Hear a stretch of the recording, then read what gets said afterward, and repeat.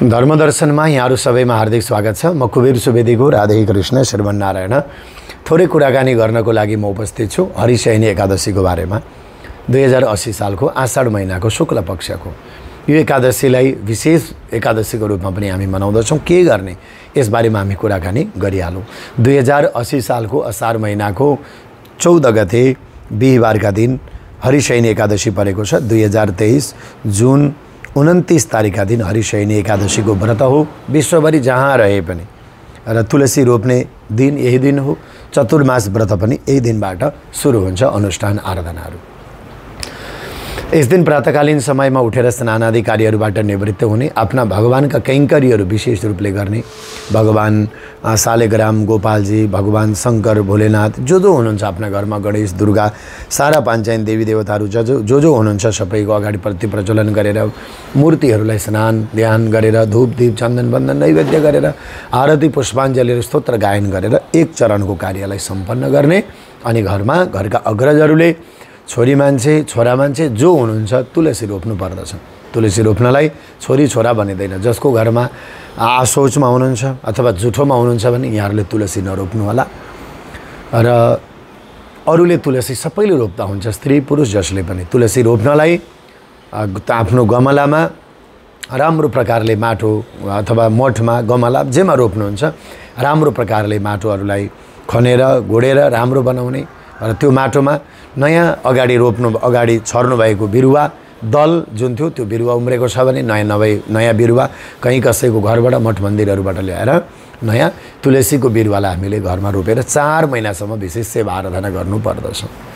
र यही दिनबाट तुलसी रोप्ने एकादशी पनि हो। घरको अगाडिको भागमा पूर्वपट्टि घरको आँगन घर जता फर्केको छ घरको आँगनमा नि तुलसीको वृक्ष लगाउनु पर्दछ, तुलसीको मठ सजाउनु पर्दछ, तुलसी रोप्नु पर्दछ। कतिले घरको बरेन्डामा, कतिले माथि छतहरूमा पनि लगाउनु भएको हुन्छ। जहाँ हुन्छ तुलसीको सेवा आराधना गर्ने, तुलसीलाई पूजा गर्ने र तुलसी रोप्ने ओम नमो भगवते वासुदेवाय अथवा ओम विष्णवे नमः, तुलसी दामोदराभ्याम नमः आदि इत्यादि मन्त्रहरू जप्दै हजुरहरूले सबैले तुलसीहरू रोप्ने, तिल चढाउने, धूप देखाउने, परबाट बत्तीहरू प्रज्वलन गरिदिने, प्रणाम गर्ने, परिक्रमा गर्ने ठाउँ छ भने परिक्रमा गर्ने, नभए मानसिक रूपमा परिक्रमा गर्ने। 4 महिनासम्म तुलसी महारानीलाई रोपेर सेवा गर्नेछौँ र पछाडि गएर सकेसम्म भगवानसँग विवाह गर्नेछौँ। तुलसीको मठलाई श्रृङ्गार पेटार गरेर सजाएर कार्तिक महिनामा विशेष धुमधामसँगले गर्नेछौँ भनेर आराधना गर्ने। चतुर्मास व्रत गर्नेहरूले भगवान नारायण शयन गरेको लक्ष्मीले चरण दबाउँदै गरेका फोटाहरूलाई राख्ने, रामजीका फोटाहरूलाई, भगवान कृष्णका फोटाहरूलाई जुन अवस्थामा छन् विशेष सजाउने, सेवा आराधनाहरू गर्ने। चतुर्मासको व्रत सधैँभरि व्रत गर्नु भएन भने पनि हरिशयनी एकादशीको व्रत गर्ने। कतिजनाले चतुर्मासको व्रत गर्नुहुन्छ, यो महिनादेखि आउँदो कार्तिक शुक्ल एकादशीसम्म व्रत गर्नुहुन्छ। यो 2080 सालमा त चतुर्मास खास विशेष छ, किनभने पुरुषोत्तम मास पनि पर्दछ। अरू बेला चतुर्मासमा 4वटा महिनामा 8वटा एकादशी पर्छन्, तर जुन वर्ष अधिक मास हुन्छ 10वटा पर्छन्। विशेष भाग्यमानी हुनुहुन्छ। चतुर्मासको व्रत जरुर गर्ने। एकादशीमा प्रत्येक चतुर्मासको व्रत गर्न सकेन भने पनि एकादशीको व्रत गर्ने। व्रत गर्न सकिँदैन भने भगवानको सेवा पूजा आराधनाहरू गर्ने, हैन, अरू कसैलाई सहयोग गर्ने।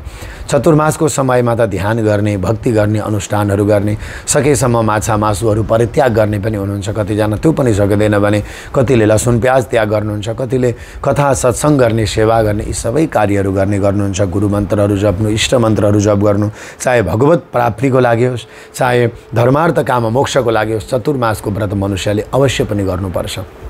त दर्शकवृन्दहरू, यिनै कुराहरूको साथमा अनुष्ठान गर्ने। अब अर्को कुरो, योचोटि त झन् हामी 2080 सालको चतुर्मास व्रतमा देवघाट धामबाट श्रीमद् वाल्मीकि रामायणको कथा सुन्दैछौँ।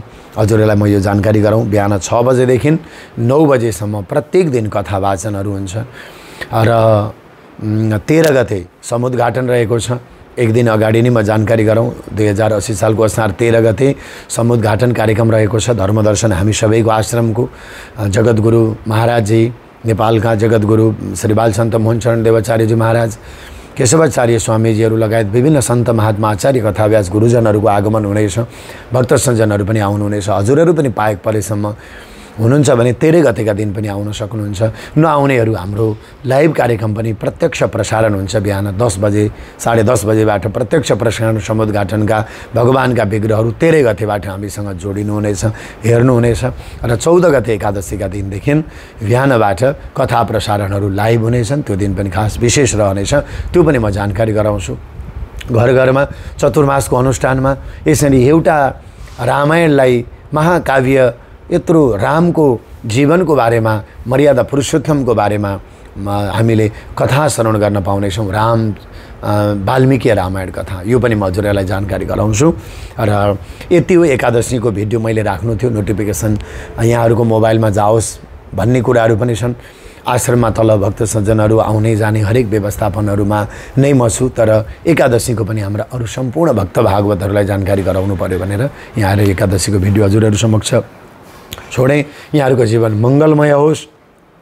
एकादशीको व्रत अनुष्ठान मैले थोरै भने विशेष प्रत्येक वर्ष नै हामीले जानकारी गराउँछौँ। अब सबैभन्दा धेरै हजुरहरूले जान्नु पनि भएको छ, तुलसी रोप्ने मन्त्रहरू छन्, के छन्, आराधनाहरू छन्। तुलसीको माला लगाउने, धूपदीप चन्दन बन्दन गर्ने, आफूले पनि लगाउने, तरह तरहका नैवेद्यहरू भोगहरू लगाउने, साँझ बिहान आरती कीर्तनहरू गाउने, भगवानका मन्त्रहरू जाप गरेर हरिशयन एकादशीलाई विशेष बनाउने र यसदेखि अगाडि जे व्रत गर्न सकिन्छ त्यो व्रत गर्ने।